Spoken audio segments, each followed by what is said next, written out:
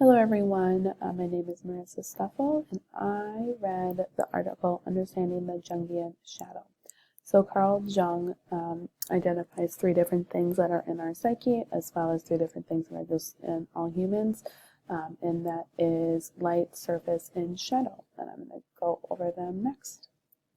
So surface, this contains our ego ideals.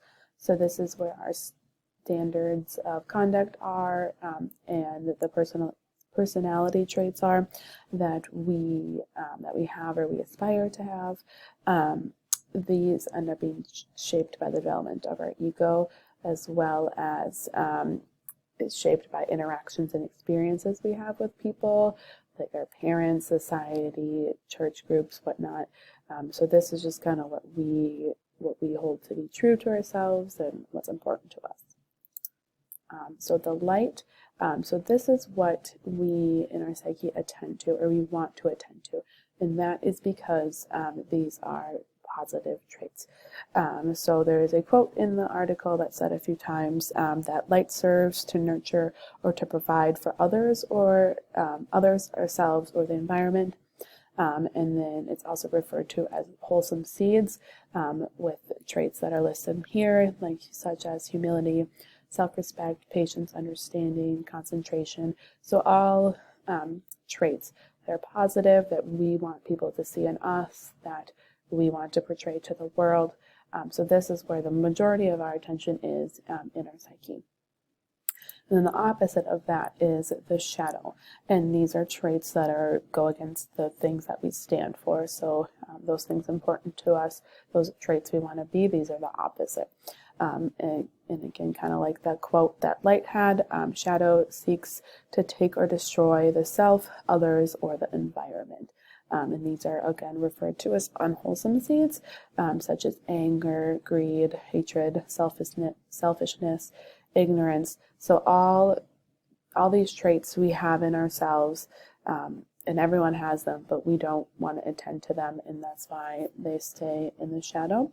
And so this article was really mainly about why we should attend to the shadow, why we should embrace it, and understand it, and how we can do that in our classrooms, and why in a classroom is an important place to do that. So the shadow in the classroom. So there are a few reasons why we should attend to the shadow or attend to these unwholesome seeds, and they're listed here. So the first one is real world situations. This, attending to the shadow, it provides, students to prepare for the real world. The classroom is a safe space, but the real world really isn't. And so this is, we don't want to protect our students in the classroom. We want to use the classroom as a place to study those more difficult and icky feelings that we might feel and what others might feel as well. Secondly, it also lets us students recognize when it's present, or when they feel it in themselves, or when other people are trying to manipulate them or whatnot. So just then they have the ability to recognize it. Thirdly, by taking a look at shadow and embracing it, and we are able to understand ourselves. We can understand why we feel the feelings, what's bringing up the feelings. It brings us a good understanding of ourselves. It also lets us understand others, and lets us understand society, institutions, all these things that we're a part of. So we, by understanding what the shadow is and teaching our children and our students what the shadow is, they can have a better lens of seeing it in the real world, and seeing it in others. And then lastly, moral reasoning. So, asking our students to think about shadow and think about light in the classroom, and which decisions they might make are a part of the shadow and light, then they are able to have a good understanding of what's right and what's wrong in the classroom and then out in the real world. So really it's just ultimately embracing the shadow in the classroom, or really studying it and identifying it in the classroom, is really helping and preparing our students for the real world and outside the classroom, where it might not be such a safe environment. And so the article goes and lists some characteristics of the shadow. So I'm not going to go into too much depth about each one. There's 8 of them, but I did pick 2 that I was going to touch on a little bit.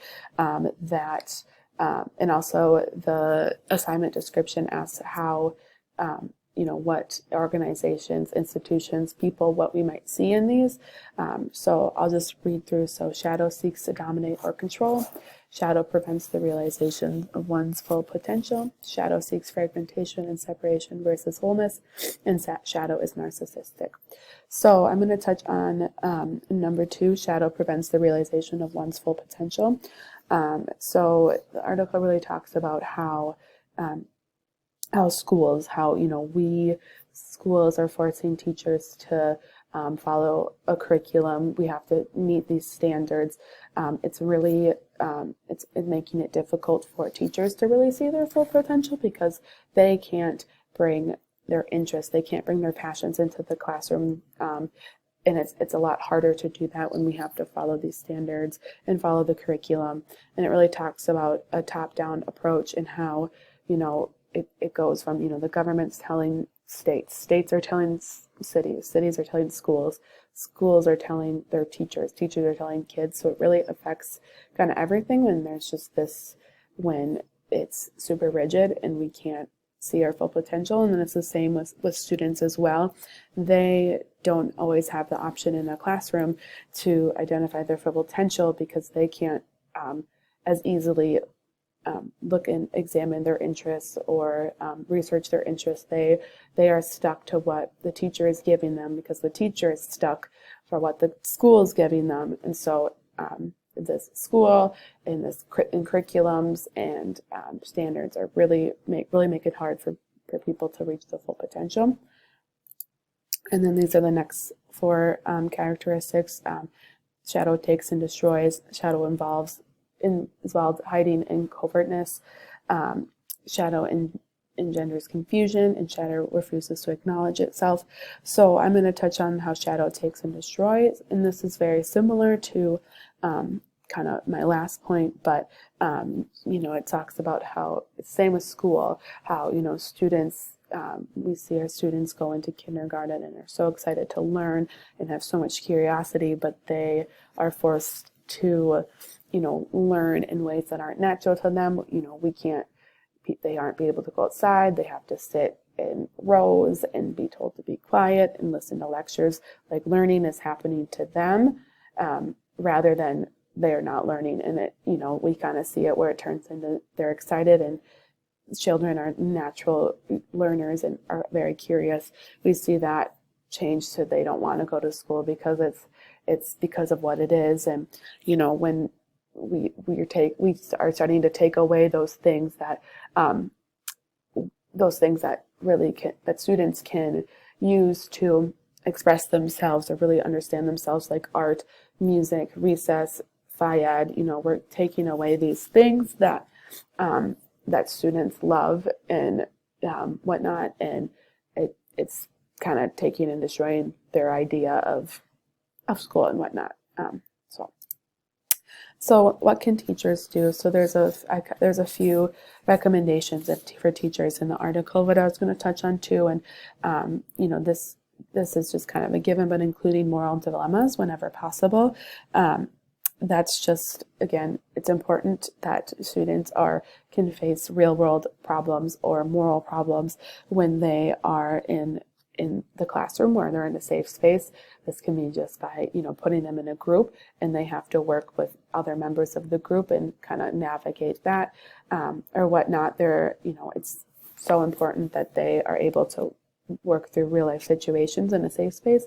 And then addressing the inner curriculum, and the inner curriculum is really a student's emotions, imagination, intuition, their values, sense of spirituality, and activities you can do with this are, the arts, personal expression, interpersonal communication.